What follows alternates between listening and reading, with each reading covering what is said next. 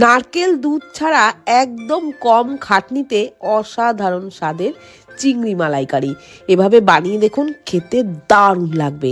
তো চিংড়ি মাছের মধ্যে পরিমাণ মতো লবণ আর হলুদ দিয়ে খুব ভালো করে মাখিয়ে 5 মিনিট রেখে দিয়েছিলাম। 5 মিনিট পর কড়াইয়ে সর্ষের তেলের মধ্যে মাছগুলোকে হালকা লালচে করে ভেজে তুলে নিলাম। তারপর ওই তেলের মধ্যে একটু গোটা গরম মশলা, তেজপাতা ফোড়নে দিলাম। ফোড়নটাকে ভেজে নেওয়ার পর দিয়ে দিলাম পেঁয়াজ কুচি। পেঁয়াজগুলোকে কিন্তু বেশ লালচে করে ভেজে নিলাম। তারপর আদা, রসুন, কাঁচা লঙ্কা বাটা দিলাম। কাঁচা লঙ্কার পরিমাণ কিন্তু একদম কম দিয়েছি, এখানে 2টো ছোট সাইজের কাঁচা লঙ্কা বেটে দিয়েছি। টমেটো বাটা, পরিমাণ মতো লবণ, হলুদ গুঁড়ো, কাশ্মীরি লঙ্কার গুঁড়ো, জিরে গুঁড়ো আর একটু চিনি, অল্প জল দিয়ে সমস্ত মশলা খুব ভালো করে কষিয়ে নিচ্ছি। ততক্ষণে একটা সিক্রেট উপকরণ, গুঁড়ো দুধ 1 কাপ উষ্ণ গরম জলের মধ্যে 1/2 কাপ গুঁড়ো দুধ মিশিয়ে নিলাম।